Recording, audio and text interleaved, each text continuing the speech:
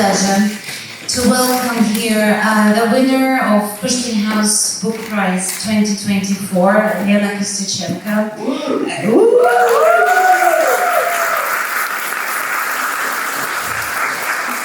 conversation with Luke Harding, a Guardian journalist. Over to you guys. Thank you very much. It's wonderful to be here with, there's a lot to talk about, but tell us about last night. We were discussing earlier on whether you knew you were going to win, or whether it was a surprise, the Pushkin House Book Prize 2024. Did you know? Did someone tell you? Or? No one told me. No, and I didn't, now I'm nervous and my English is transparent, I'm sorry. I didn't know, and I didn't prepare any speech, so when they invited me on the stage, I was didn't really know what to talk about, so I talked about what I was thinking for the last 2 years about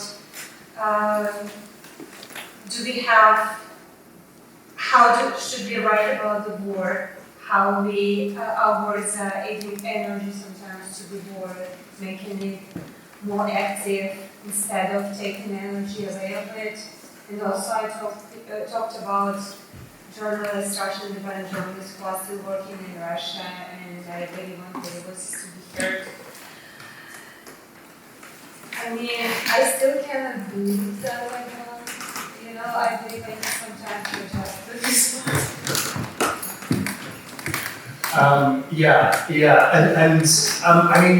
You mentioned Russian independent journalists. Your book is fabulous. It's a fantastic book, and in a way, your story begins when you were a teenager, growing up in the Moscow region, believing what you saw on TV, and then you had this sudden thunderbolt moment when you were age 14. I mean, maybe for those who haven't read, maybe explain what happened and how your world changed. Well, I fortunately bought Novaya Gazeta, and I opened the article about Chechnya. It was an article about cleansing Chechen village next to Yuri. Many people were killed there. One man was crucified by Russian soldiers. He survived. But the thing that really struck me was about a 9-year-old boy who forgot his mother from listening to Russian music on radio because his father was taken away by Russian soldiers, and then they brought him back. He was dead and his nose was cut off. And all what I read didn't really match with my understanding of what was happening and in Chechnya, what's happening in Russia in general. And I thought I'm quite well informed teenager, like I watched TV, right? And I read newspapers, and of course I know what's happening in Chechnya. It's like a bunch of terrorism harassing local civilians, army protecting civilians from terrorists. It's what's happening, like serious advertising. And then I went to the library and started to read more of anti-militaristic articles and more of Novaya Gazeta's articles, and then I felt like my whole world is pictured kind of in ruins because it doesn't match with the things I know. So I was angry on Novaya Gazeta because they look like I don't have any home truth anymore, and I feel very deeply about that. And then I decided that I should work in Novaya Gazeta because it's nothing so awful than being detached from reality, and I wanted that other people could be back attached to the reality.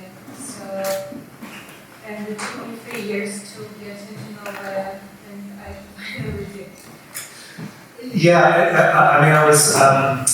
I'm a reviewer book for the Observer, and I was just reading on my way in, it's just been reviewed in New York reviewer books, and we both agreed. I mean, the New York reviewer, I don't know who it is, it's an anonymous writer from St. Petersburg, described as, in part, as a love letter to Novaya Gazeta. And you read it and you get the sense that Novaya are your family, your friends, your tribe, your people. It's not just like doing a job, it's something bigger and more cosmic. Is that right?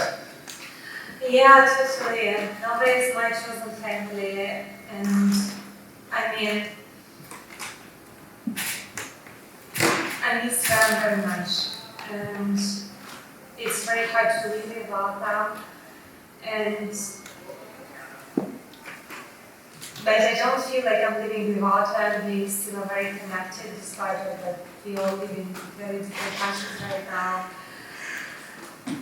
I'm very lucky and very privileged that I was born here, because I was so young and stupid and I didn't know it. And I mean, I'm quite young and quite stupid now too, but then I joined Novaya at 17, I was really dumb. And I didn't really know how to turn on the computer, so everything I learned about journalism I don't care. But it's not just about the journalism, it's like being privileged to grow near the people who really love Russia. And this love is active love, it's not just, all registries, fine sunsets. It's about seeing the full picture and trying to change it to the best. And I believe what was absent in Novaya Gazeta was this quite general trauma of helplessness. And we're like, okay, that's it, that's it. We shouldn't resist, we shouldn't do anything. People were very active there, and it gives me a lot of strength. And I would never imagine myself outside Novaya, and right now it feels very strange. I mean, some of the reporting you did for Novaya finds its way into the book. Some of the long form pieces, some of the investigations you did. And one thing that I think is very interesting is the people you choose to write about. People are on the edge of society. So, when I was in Moscow for The Guardian, I was writing endlessly about Kremlin, about Putin, whereas you write about feral teenagers, you write about the nomads, you write about prostitutes, you write about kind of really dumb cops at a kind of micro level. Why did you go to those people and not to power? You went to kind of anti-power almost. Yeah, I actually believe that if you want to understand the system, you need to talk not with people who incorporated into the system, but people who excluded from the system, because they know for sure how the system works. And they know all failings and things. I also honestly, I was very curious, like,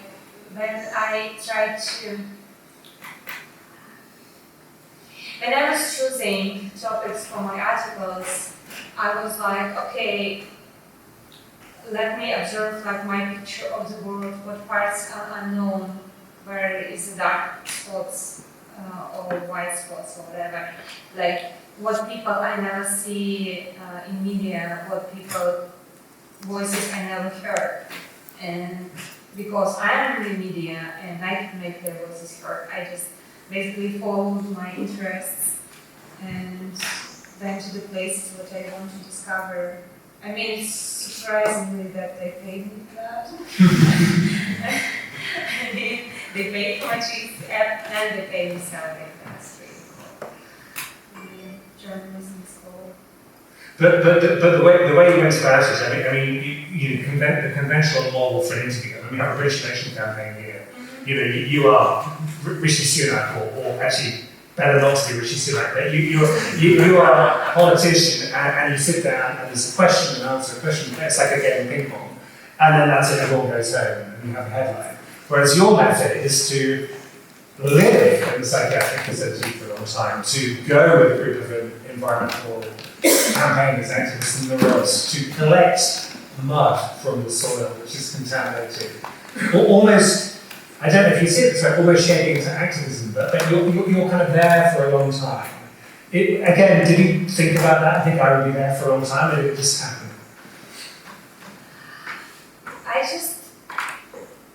I'm not particularly smart and I need a long time to understand what's happening. So I just kind of spent this time to understand what's happening. And also, like, we need some time to people, kind of adjust to our presence and stop thinking about us and just living their life. I also more trust what I see than what I hear, and I want to see how people live. And we had the funny story with my partner in crime, Yuri, photographer. Once we traveled to nomads tribe in Siberia, and we came into that, and it was like very, very long road. Like, that some roads in Russia are private and they belong to oil companies. You can't really use this road if oil company won't let you to do that. And they didn't like me working there, so it was like kind of tricky. But we ended up in some roadside, and then some nomads guy met us and brought us to the woods, and there was two huts there that I lived. And they met us in national dressings with reindeers, also decorated, and they sang us some songs and told us some legends. And I knew for sure that those people already met journalists, and what's right now is happening is kind of performance. And they kind of think it's what I'm eager to see what's happening. Yeah. So, and Yuri, he made lots of pictures, and he was quite happy with them. And he's like, okay, so do we leave tomorrow? And I'm like, no, we didn't start to work yet. He's like, why? Don't you like, those people in national dresses? I said, it's not about national dresses, it's about how we live, we haven't seen it. So for the next day, they didn't quite understand what do we want. And they're like, do you want to see how we cut the woods? And I'm like, sure, yeah. So we went to cut woods, and they're like, do you want to see how we in water? And I'm like, So they brought water. Do you want to see how we run with reindeers? And I'm like, sure. So we ran with reindeers. And on the third day, and they were like, again, should we leave? And I'm like, no. One more day. Wait one more day, and we will see the difference. So in one more day, they're like, okay, those Russians are really strange. Like, we did everything we knew, like, we sing to them, we made legends to them, we ran with reindeers. And, well, that's it. It's like, what we can show, so we just gonna leave a bit. So they just live their normal life, and then the real things started to happen, like the conflicts, the conversations, tension, true stories, not the legends, but like what we do think and feel about what was happening between their tribe and the oil company and the secret lake Muntor, which they found all under that and wanted to let them move from there. So it took time, and it took time for people to adjust to journalists, and it took time for journalists to start seeing things, not just their imagination. One guy, Metaphysical, who was a good journalist once, he wrote a book, and he wrote a brilliant thing there, that then you go to the field, you think you understand things, and you think that you don't understand because you don't know what's happening. Then you get the feeling that you understand things, and then you get the feeling again that you don't understand the thing. And that's the moment that your work is done. Because we cannot really explain the world, we can just observe part of it and then try to describe it. I mean, what was, for me, what was kind of very striking about when you wrote about indigenous tribes was you described their kind of metaphysical hopelessness and the fact that suicide rates were so crazy high that people just kept on killing each other all the time, and that there was, I mean, Russia can feel quite hopeless, but those areas felt especially bleak and terrible. And in a way, from what I mean, there was no answer, right? I mean, as you say, you observed, but there was no happy ending at all, actually. I mean, there is no happy ending in life. We all gonna die, right? In misery and sorrow. I mean, we all grown-ups, right? So why should we be the stories? No, I'm not saying there should be a happy ending, but you're right. I mean, what you said, of course,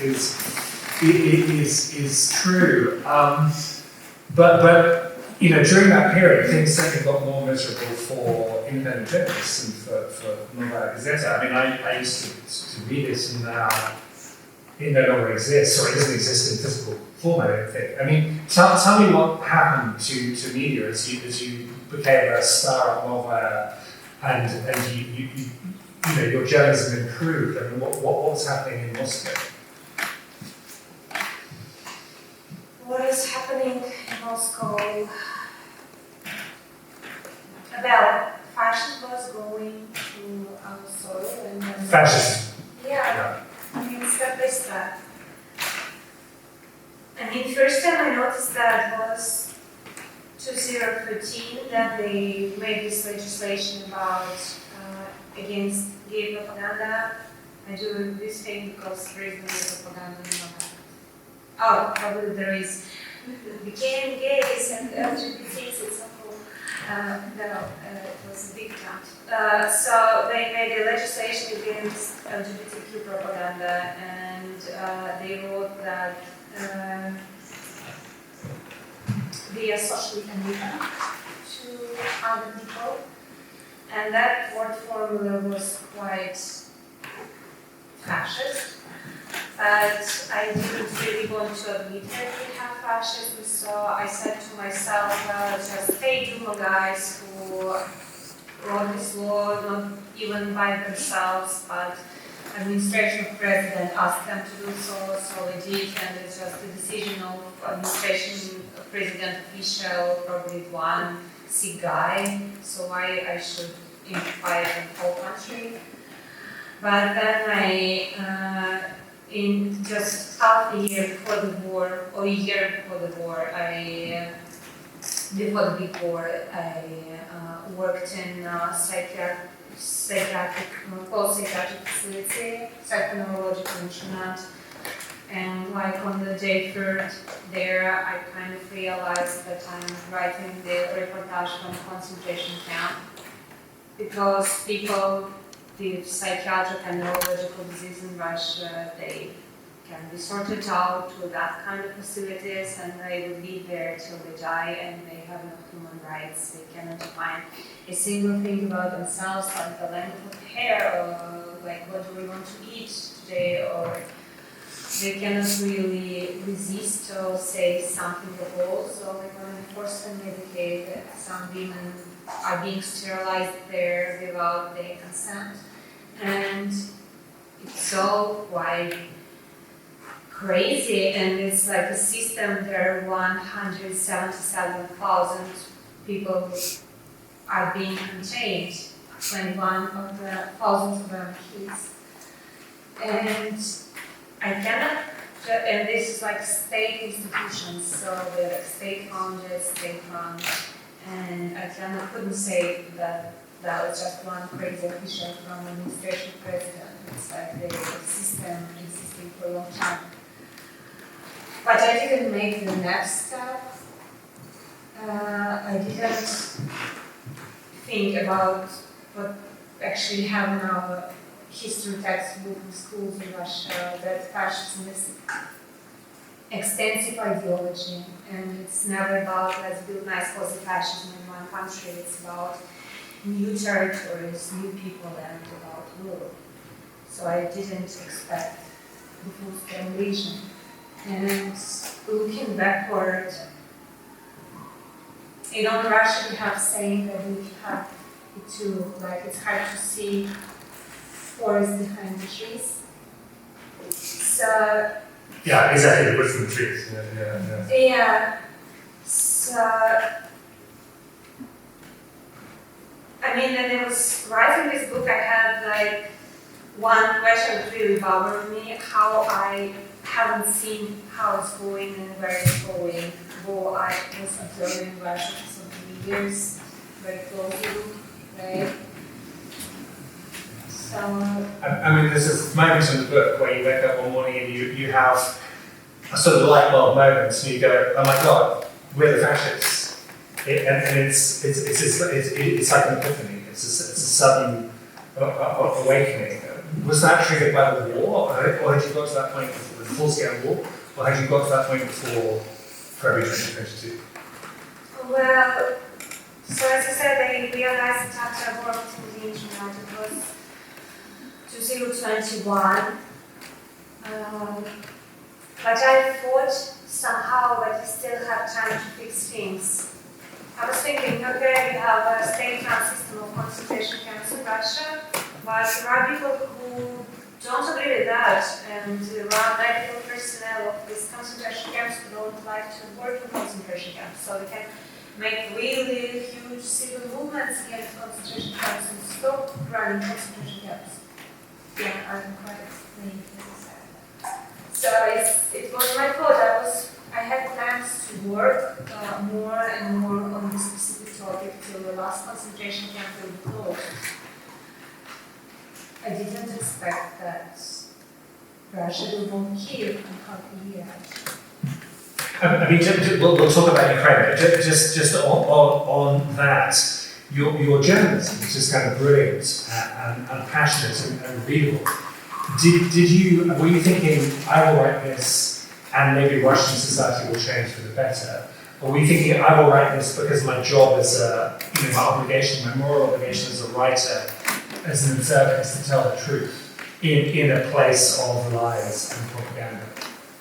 Or both, I don't know. Well, I don't believe in high-purpose journalism. I don't believe that we are full of power. Definitely not in Russia, probably here in the UK. Wow. I mean, there are different kinds of journalism. Actually, there are a lot of journalists who've been supporting the current government and for reasons which I don't fully understand. And there are a lot of very good, brave, independent journalists as well. But there is a free press here. Yeah. Well, I simply was thinking that our work to deliver information to the people that they need, like, you can order some food in the application nowadays, which is great, right? And people need some information, so we deliver it to them. But if I do believe in high-purpose journalism, I would believe that this is creating invisible connections between people. When people became a stranger to each other, like you read about Afghanistan people and you think about them, you care about them now, or about prostituted women, or about people on the internet. And I was just thinking that journalism kind of helps, good journalism kind of helps to keep society together, like to see each other and to hear each other. I mean, you might be people can disagree with each other, it's okay, but they need to see each other. So my goal is to make people visible to each other. And Dash works for that very much.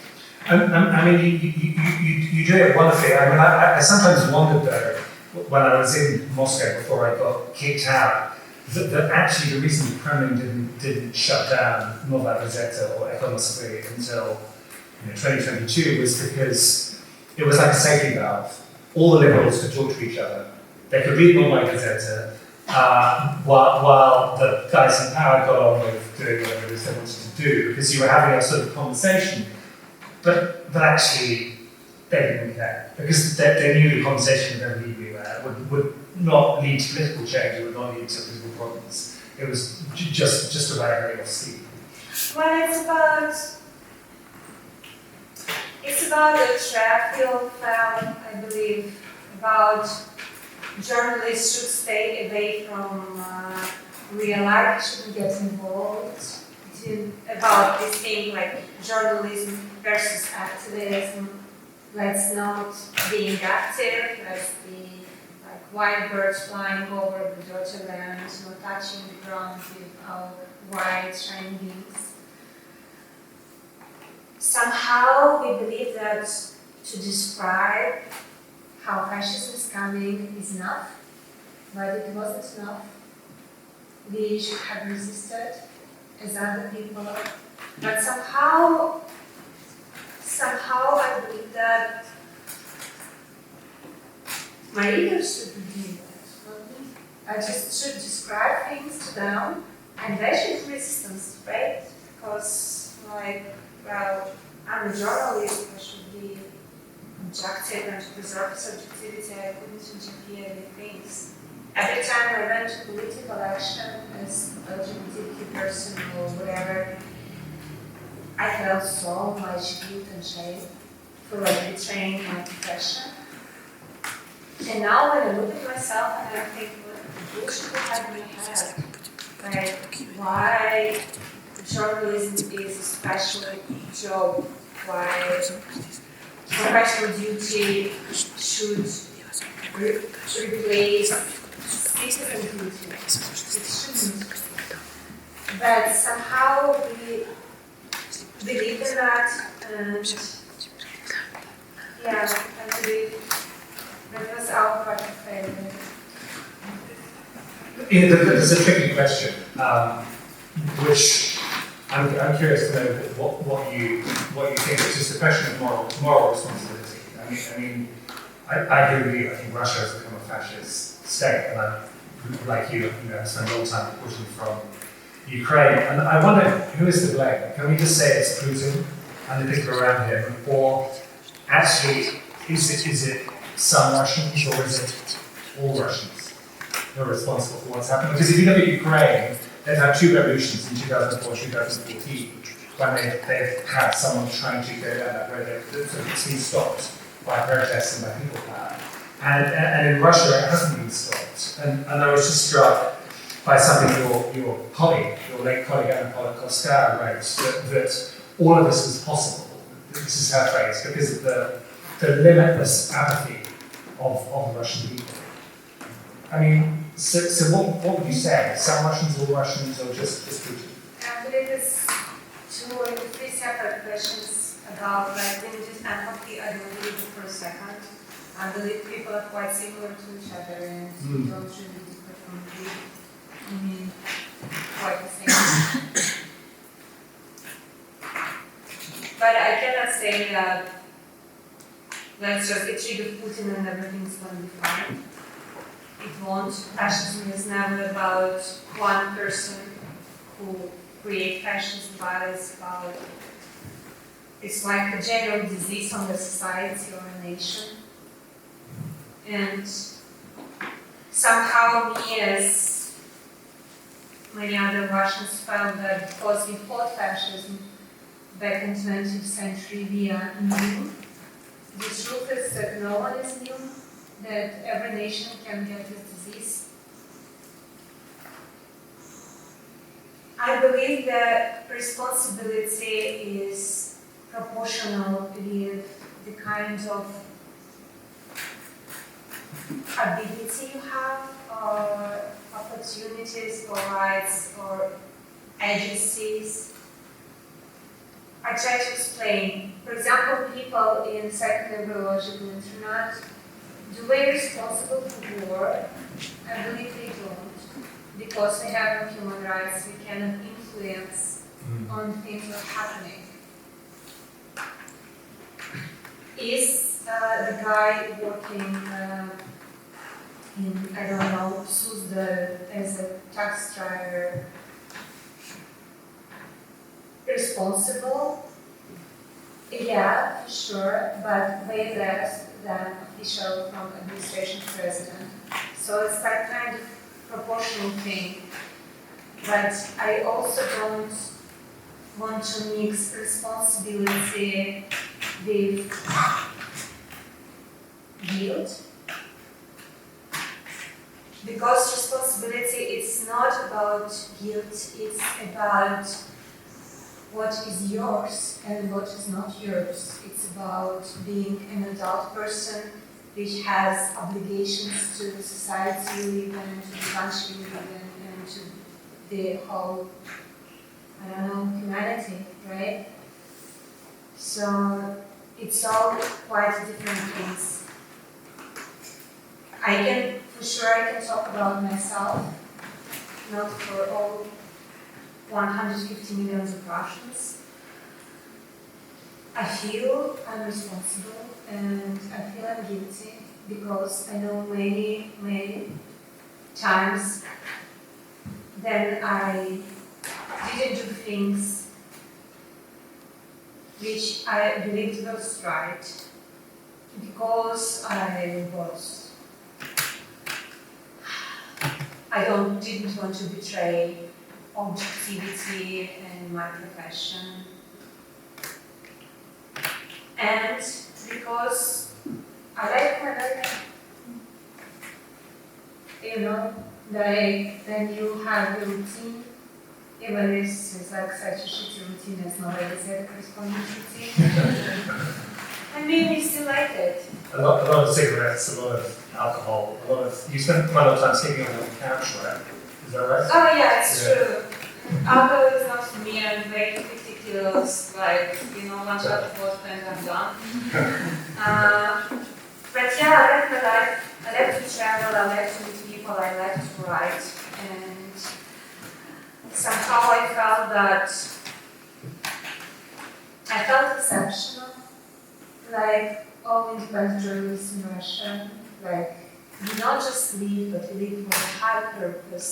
And when we work for our salaries, we do way more for mankind than a regular person. It's such a bullshit.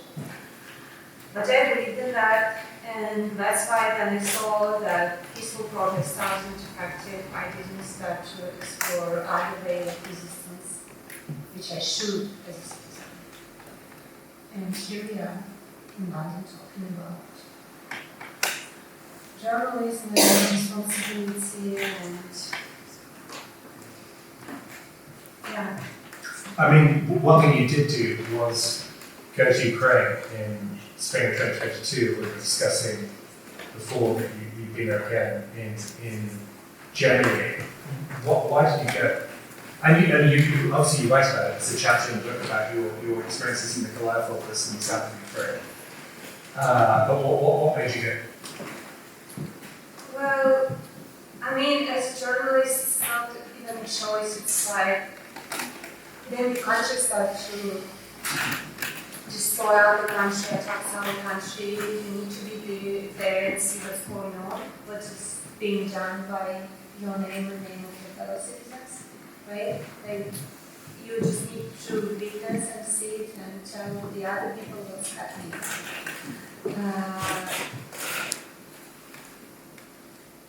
I remember the morning that I was in Novaya Gazeta and they made a decision who would go, everybody wanted to go, everybody. They sent me because I was the most experienced in war zones and most lucky ones. So sorry, what do you mean by lucky? Well, with all my life and stories I covered, I never broke a bone, I never got shot. I was under missile attacks many times, but you see I'm fall. Right? So, and I'm a woman, and it's easier for women to work in that situation than for men, for sure. Because people are not being scared of us, and it's easy to go into places, but it's hard for men to go. So they sent me, and I tried to cross the border, and I got rejected first time, then I tried the second time, and they let me in. And then I worked there for 5 weeks. And then I worked in Odessa. They changed the legislation, and they said that every information you read about this war, which is controversial, contradicts the official information from the Ministry of Defense. So any of this information is crime and it's being punished for up to 15 years in prison. And my mom says that that was the moment of choice. That moment you had to leave Ukraine to go back to Russia and live normal, peaceful life like all we do. But I don't believe it was a choice. I mean, then you're there in Odessa, which was awaiting the storm of Russian troops, like they had some ships drowned on the sea. That was the plan. Yeah. And you cannot just leave and say, it's okay, it's not my business anymore because this is your business. This is what your country is doing. And I mean, and then it went how it went. So I never felt like I made any kind of choice. I was just doing the same thing what I did before, like 70 years. It's just suddenly became crime. And suddenly I became the enemy of the state. You tried to go to Mariupol, you write about this in the book, and Dmitry Muratov called you and said, if you go to Mariupol, they're going to kill you. No, it wasn't Muratov, but yes. Oh, it was not Muratov, I'm sorry. But then you said, I'm going to go anyway. And then you didn't go. I mean, talk us through that. I mean, it's... I was in Mariupol, it's the Holocaust invasion, and the people that were desperately trying to leave. And many people died. But you were trying to go the other way. Yeah, there was that moment when Mariupol was still resistant and it was occasionally possible road for Zaporizhia. There was something that I'll never forget. Like there was no official evacuation from the city. But there were people in Zaporizhia who were just creating like columns of cars and who went there by themselves because they wanted to save their loved ones from the siege city. And I mean, they all risked their lives to go there, and nobody knew like how would Russian checkpoints react on these cars. They can just shut them down, but they were going anyway. And I asked some people to take me with them, and they said yes. And the day before this trip, my Yuri called me and told me that his sources confirm it's like they know about the trip and they like expecting me there, and the Russian soldiers expecting me there, and they have ordered not to detain me, not to arrest me, but to kill me.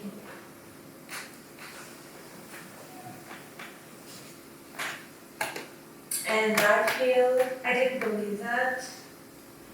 Till she said that they played her some audio of my voice talking about Mariupol, so she recognized my voice, and they do have this information for sure.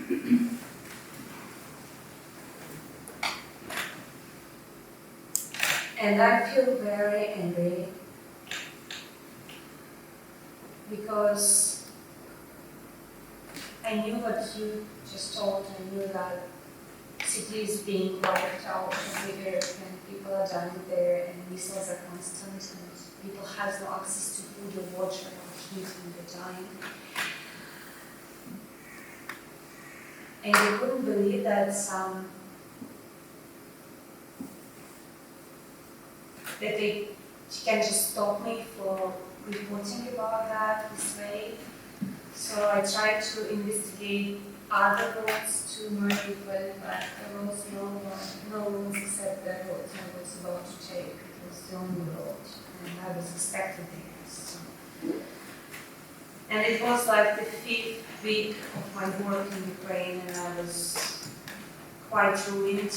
And the next day I woke up and I opened the website of Novaya Gazeta and see that there is no my article from Ukraine anymore on the website of Novaya Gazeta because because General Prosecutor Office sent them a demand to delete this article from the website, and they kind of wait. And that kind of was the last straw. You know, I was crying and crying and crying, and then I'm like, okay, probably now I have to leave, because I obviously am not safe anymore. I can't stop crying, and I cannot go to Mariupol as I wanted, and I like doubled the standard 2 weeks that you can do. You have the same standard 2 weeks or more in Belgium? I'm always at war, but yeah. It's a really tough moment. You mentioned your mother. Your mother said come back. You know, and we write about your mother supporting the annexation of Crimea, and you saying to her, "Look, Mum, stop watching TV. You know, it's more complicated." Sorry, I'm paraphrasing badly, but I just, you know, if you don't, how are relations with Mum? What does Mum think about you not being in Russia? Can you talk about that? Yeah, sure. She missed me a lot, and I miss her a lot, and it's hard for both of us.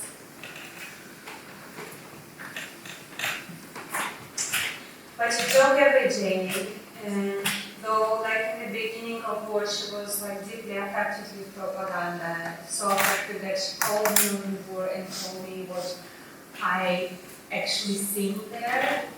She told you what you were seeing there? Yes, right. exactly. Okay. She called me to explain what I was seeing, and I'm like, please stop do that. And she's like, no, I just want you to have a full picture. You know, your colleagues from the first channel first. They work right now, phone lines too, and you know, we have some things to report. And I'm like, they're not my colleagues, and she's like, okay, they're not your colleagues, you're not journalists. They are journalists. And it was tough, especially when she called me after I was working in Mykolaiv morgue, and they didn't have enough place to space all the bodies. You know, they piled one on each other. And I kind of saw it and couldn't unseen it, and then my mom called and something like, oh, you know, collateral damage. And I'm like, who told me about collateral damage? Like, just saw dead kids. And she's, but that's war. And that was the moment I was about to say, I'm not talking with you anymore. And I know that's a choice, like, many of my friends, they stopped communicating with their parents. But next day I woke up and I'm like, do I really want to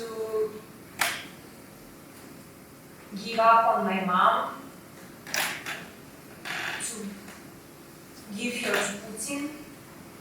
No. I mean, she's my mother, right? So, and we love each other, so we have to find a way. So we kept talking to each other, but the truth that she started to listen to me only when I started to listen to her. Because first time we just screamed on each other. Like I screamed my truth, she screamed her truth, and it was just screaming. We didn't really hear each other, we were just, you know, like that.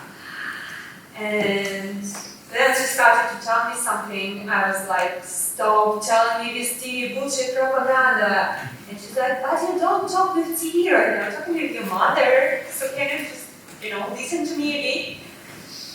And then I started to listen to her, she started to listen to me, and after, well, 2 years of everyday talks, she ended up with the conclusion that this war is a crime and we don't need this war.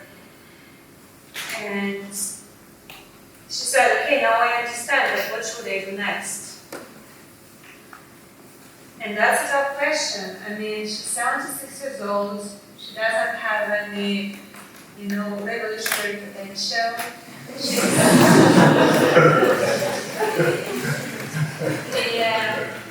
She's like, all the idea, professionally gardening flowers.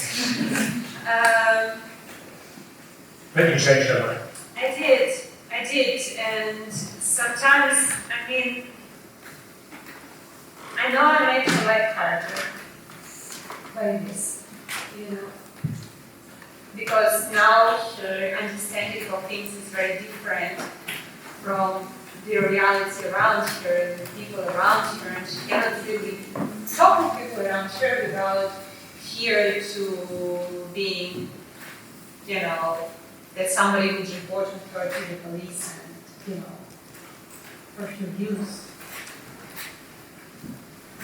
But same way, I believe that we need to be attached to the reality no matter what, though it's making our life harder. I asked her once, like, if she ever wanted not to understand these things about what she understands now. And she told me, don't underestimate me, I'm old but tough. But she misses me a lot, and I have to say that it's hard for both of us to be apart. You were saying, when we were talking before, that Exile sucks. Tell us why it sucks. Apart from Mum. Apart from missing Mum. Well, because my old life disappeared, and I didn't create a new life for myself. I mean, I did the only one thing I loved the most. I reported on Russia for Russians, and this is the only thing I can do right now, right? I cannot really do reportages from Russia without being in Russia, right? Like, I know that there is a whole new genre of exile journalism, like telephone reportages.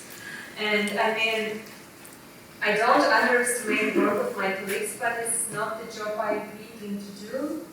You know, talk with people by phone and. That's not your style. I mean, yeah, like as I said, like I need to be there and to sleep here and like, yeah. Probably I'm just a big kid, you know, phones are fine. Yeah, I don't have my own life anymore, and when they blocked Novaya Gazeta, I felt like I'm very detached with my readers, and I was attached to them very much. So I don't have this direct connection anymore. And you know when my life was really good before, because I wake up every day and I knew exactly why I'm waking up. Like, you always had sense, and now there is no general sense you can feel attached to. You need to create a sense every day, and it's hard work. And you cannot rely on the city you live in because it's not a city. You can rely on the language you talk to because it's not a language anymore, and you cannot rely on things you used to rely on. So the whole perception of yourself is changing. You look at yourself in the mirror and like, do I know that person? What do you live for? What do you want? What do you fear? What do you hope for? And the answers are very different every time you ask. But at the same time, I'm alive. I'm getting back to work. I wrote this book and I'm very happy about it. It made a great value for me, and I'm very happy it exists, you know what I mean? And I have a lot of work to do, though it's not the work I used to do.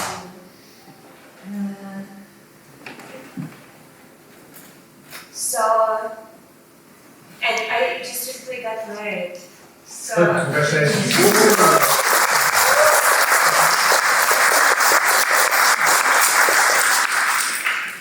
Exile sucks, but life doesn't suck that much. I mean, you can keep living, but you need to make an effort all the time. And it's tiresome sometimes. One thing we should talk about briefly, you wrote a long piece about being poisoned in Germany. You don't have to, this is the town of Sherlock Holmes. You don't have to be Sherlock Holmes to figure out who might have wanted to poison you and who would have died, which agency would be responsible. I mean, tell us briefly what happened and are you okay? What did you recover? I mean, I recovered quite well. I mean, I still get very tired sometimes, and sometimes my fingers look like sausages, but, well, besides that, I'm quite fine. Investigation is still going on. It's performed by General Prosecutor of Germany and Berlin Criminal Police.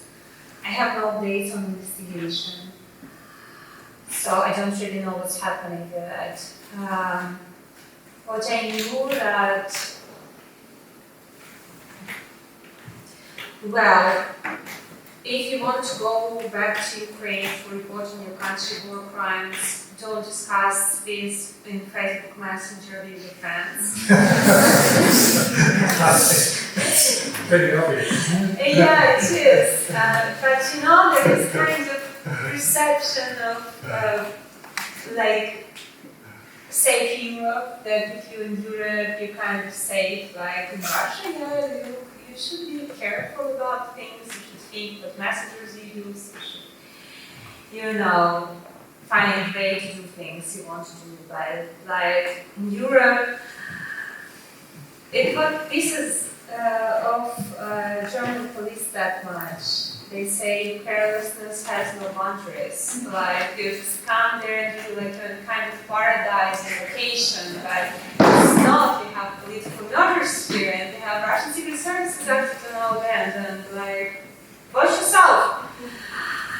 And that's why I actually decided to make this story public before the end of the investigation, because I wanted my colleagues to watch themselves and other like refugees and immigrants watch themselves,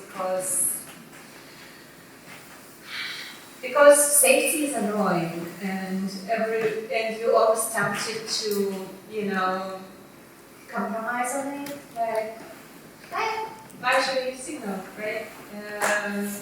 Why should I change the way I'm walking back from my work? Why should I think twice about arranging place in advance where you need a source, right? I mean, like, this kind of security protocol we did in Russia, automatically we stopped doing it here, and that's obviously was wrong.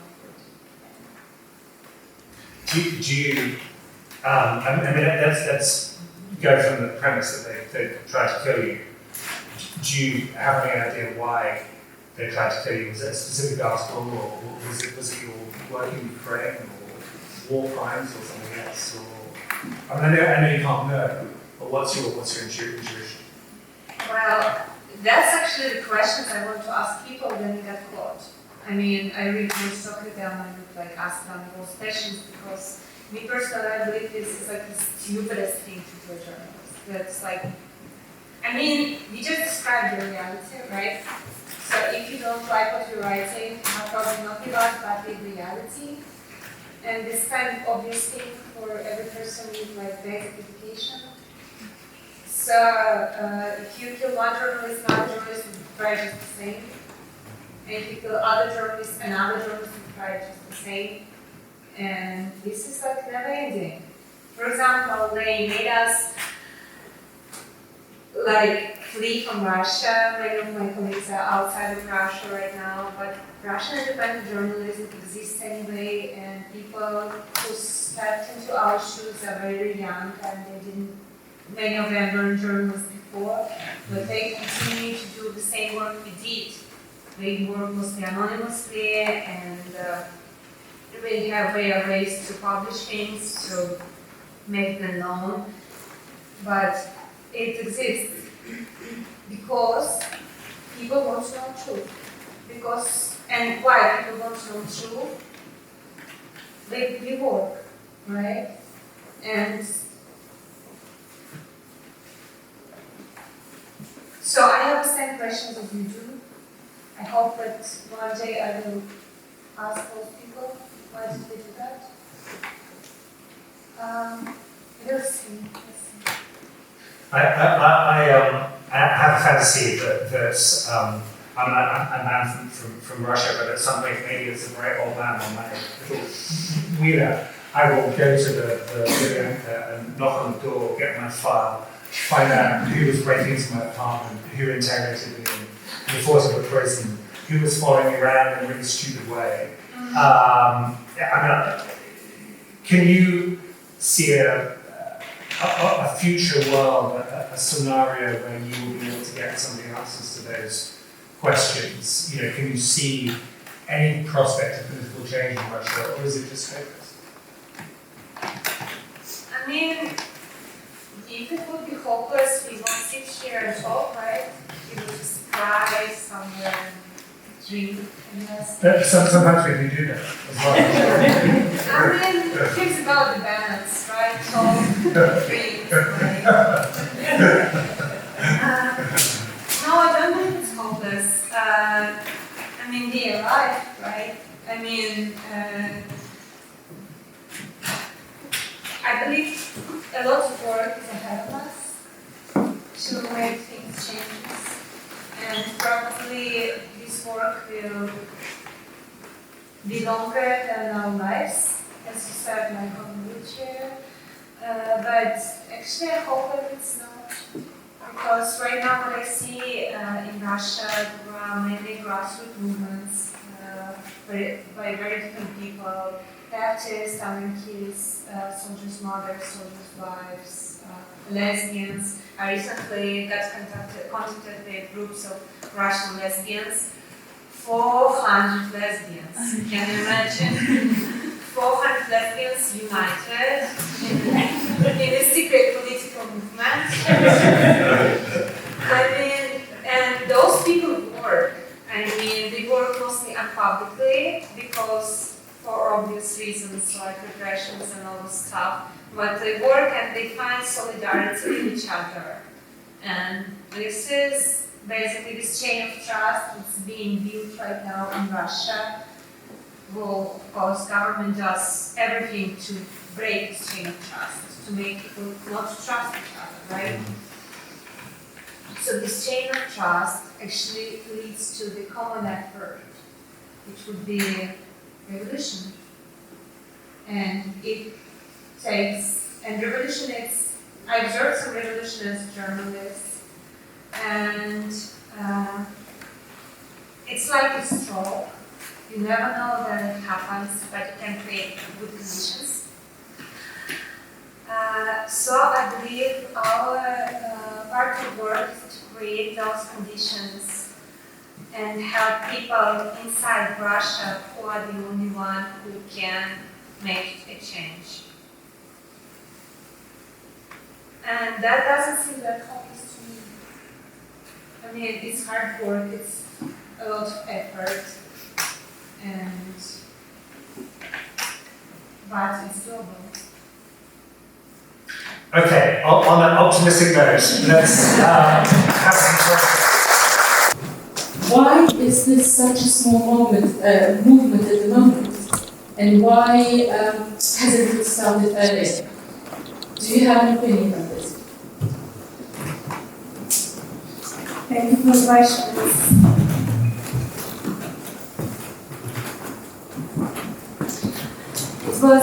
It was my question in 2015 when I already war on Donbass was going on and I was there and I knew that our soldiers are participating in this war and they're dying there, but I didn't understand where the parents of these soldiers and their wives and why they don't resist against their loved ones being sent to the secret war. I started looking for families. I found some. Most of them refused to talk to me. One would agreed. She lived in the south of Russia in a small village, and she had beloved younger brother who was sent to war and died. And she told me very detailed how she felt that he died, and how she learned that he died, and how they brought the coffin into the village and forgot to open it. And how she spent like almost a year trying to learn how exactly he died, because there is no war, right? Russia is not participating in any wars, so why is he dead? And then she got silent, and I asked her, why did she get silent? Is it because she took some money from the government? She said, no, it's not about money, I don't need this money. She told me, you know, I loved my brother and I love my country. My brother is dead. I cannot do anything to bring him back to life. But if I blame my country for his death, I will lose his love too, and I will be empty inside. And I don't want to be empty inside. I want to love my country. And that was like the scariest thing I've heard from a human being.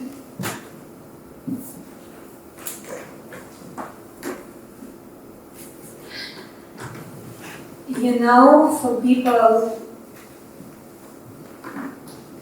whose beloved ones are risking their lives, or becoming murderers, or dying, or got wounded, it's very hard to admit that it goes for nothing. You want to have some general sense into this nightmare, and propaganda offers this sense. It says, yeah, he might die, but he's such a hero. And this affects many of families of soldiers who believe that this is how they being loyal to their beloved ones. It's how they support them. They like support their like choices. Well, it's not a choice when the government sent to kill other people. But I also know many families who do their best to not let their men to go to war. And there is, as you know, a movement Put Домой, Road to Home, of mothers and wives of mobilized soldiers who are trying to bring back their beloved ones.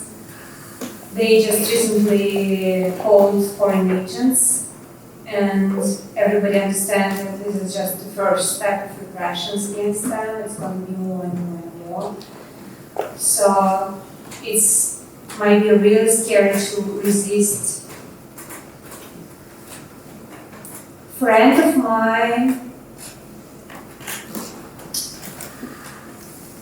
called me once and told that his son was kidnapped. He turned 20, he went to governmental office to get the passport, and he was arrested right there by police, and police sent him to a conscription point, and they enlisted him into an army.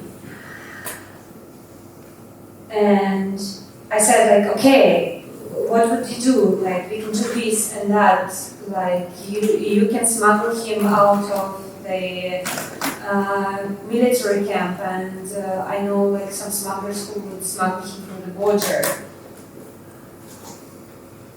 And he's like, I'm scared to do so. I have a daughter. If I go to prison for that, he's going to be alone. She's going to be alone. She won't survive. So what we did, we collect enormous bribe and pay him off. And as my friend said this is kind of general form of resistance, but which is not real resistance, because you pay off your loved one, and now the poor guy who cannot pay him off goes to the front and become a murderer and die there. So I'm very happy that this movement, though it's not a big one, but it's a very vocal one, existing. And I'm very happy that right now oppositional movements of all kinds of sorts starting to communicate with mothers and wives, because they were kind of in solitude when we started. Nobody wanted to communicate with them real, because it's easy to say that people who kill and die in Ukraine are some kind of orcs or monsters, and as their families too, and no one wants to deal with them.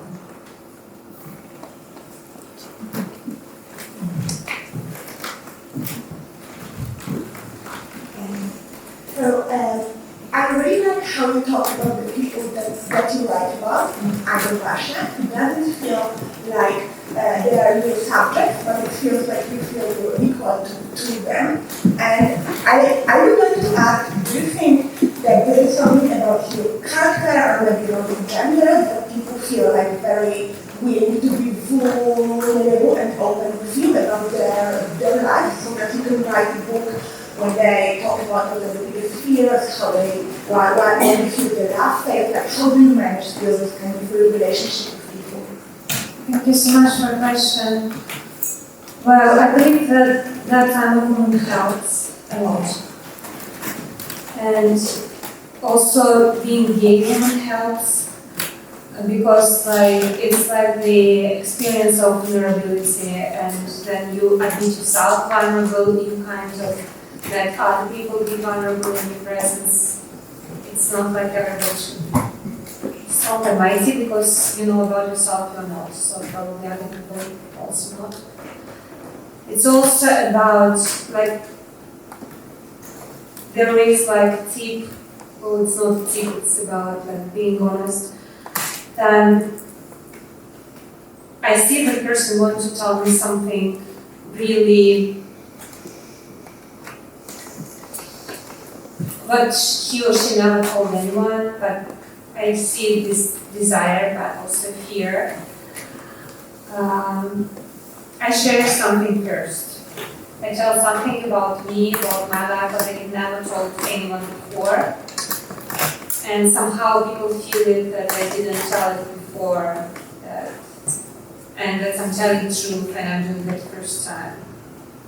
And people feel like if I trust them to hear this, they can trust me and also share something. So it works both ways. Do you sound like a share something back? Yeah, of course. Okay, another question.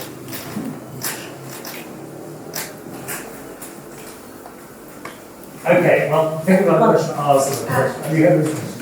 Okay. Thank you very much. Could you describe your day, like your daily routine? How do you eat, for example? It's quite fucked up.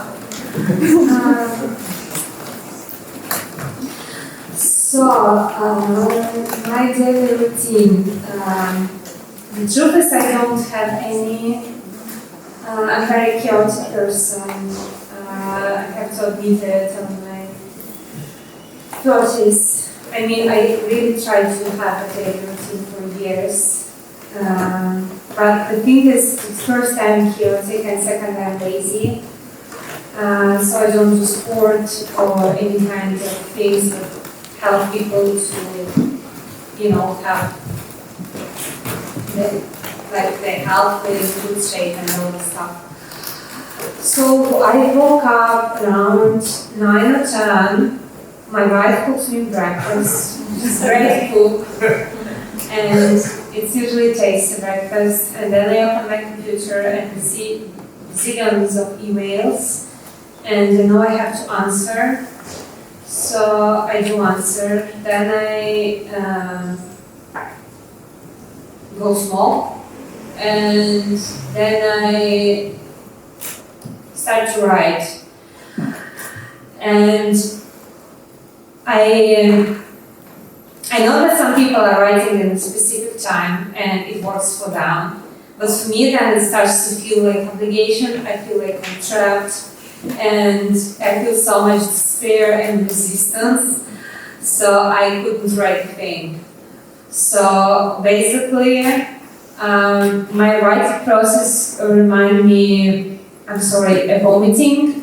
So you're kind of walking and feeling that something is going up and up and up and up and up and up, and it's like, and then you're writing up till I fall, basically. And like in the evening, Kiana, my wife, put another meal into me. And then we watch some stupid TV series. The hardest life we have, the most stupid TV series are. When I was poisoned, we survived only because we watched a whole season of Charms. It worked beautifully for us. These 90s San Francisco witches. And we watched it in the most stupidest translation of Estes. And it works. Now our salvation is Bridgetons. I think we've got time for one or two more. Any last questions here? I'm so happy to be here. My name is Elena Kostyuchenko, and I watched few interviews which you did to Journalistic and I was so happy when once I looked into my Balkans bookshop in Bali and I just saw the book. So I thought I read it, and especially the last ones made me cry. It's very, very touching. I've noticed when your article language, it's totally different from the language that you're writing about the book. Maybe it's translation as well. And my question is, are you planning, when you say you're writing, are you writing a book, an article, are you still talking with people that's in Russia? Because I know everybody's saying you can't write about Russia if you're not there. And I actually feel this now. I thought I understand them, but now I can feel the gap is getting bigger and bigger. So what is your next one? What do you want? Thank you. Well, I recently traveled to Ukraine, and right now I'm working on some pieces from there. I also about to write the next book, and I also write some kind of, not diary, but we call it morning pages. Then you wake up and you have some shit in your head and you just write it down. So all of this, and I also talk to some people in Russia and transcribe the interviews as you said. I really want to be back into the reporting as soon as I can, and I'm happy that I traveled to Ukraine recently. I also really want to write another book which kind of lives in me already, but you cannot get it out yet. So it's like eating me from inside. And it's itchy.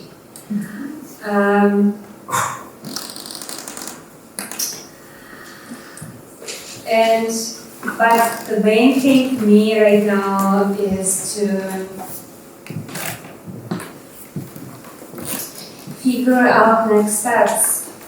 What should I be concentrated on? Because right now I'm kind of in dizziness. but hopefully I'll make it. And writing process is tough for me, and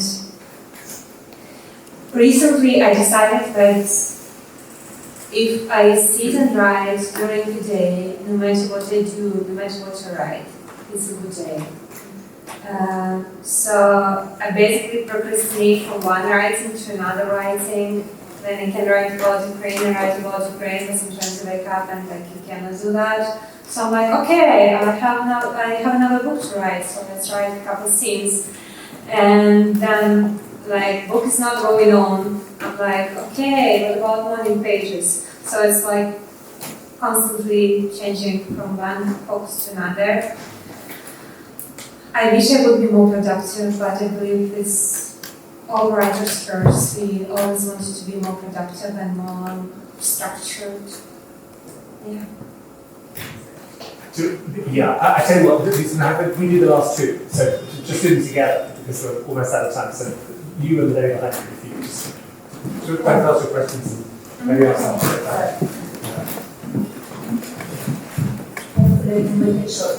From my personal experience, I often meet Russians, anti-war Russians, but I personally divide them into groups. Those who think that Ukrainians are in the right, and those who are anti-war because it's an inconvenience to them, if it makes sense. Because their sons or daughters no longer can live in America, because their husbands' accounts are blocked, or because they can't see their mother anymore. You know, even with Putin, you know, they are against the war because they don't want their sons and husbands to be there. They want the professional army to be there. So they don't often say that the war should stop. They say our sons and fathers shouldn't be there. We have professional army for this. So do you think it's enough for people to be anti-war for whatever reason, you know, just to stop the war, or you should be pro-Ukrainian? And let's take that one too. Very different question, just about the title of your book. As a Russian in the recent few years, I have struggled a lot with feelings of guilt, anger, resentment, and hate, and love as an emotion. I have personally found very difficult to find towards Russia and Russian people. And I'm just wondering if you could talk a little bit about how you were able to find out whether it just comes naturally to you, or whether it's it takes a lot of effort, and all the other feelings are also there. Thank you. Thank you so much. I will answer another question and yours. I believe any way to stop the war is a good way, and any person who wants to stop the war, it's another way. And I don't expect from women who are in Russia to say things against the war in general, because if you speak against the war, it's up to 15 years of prison in Russia right now, and it won't work really for them. I believe, for me, it's not about pro-Ukrainian or anti-Ukrainian, it's just about that we shouldn't murder people, and it's not acceptable to kill people for any kind of purpose. And this is like a general thought which some people find difficult to proceed.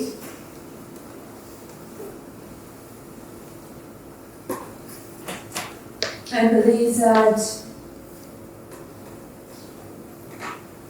we need to use any help we can, no matter what motivation they have, and to want that your loved one will become a martyr and won't die there is a good motivation for me.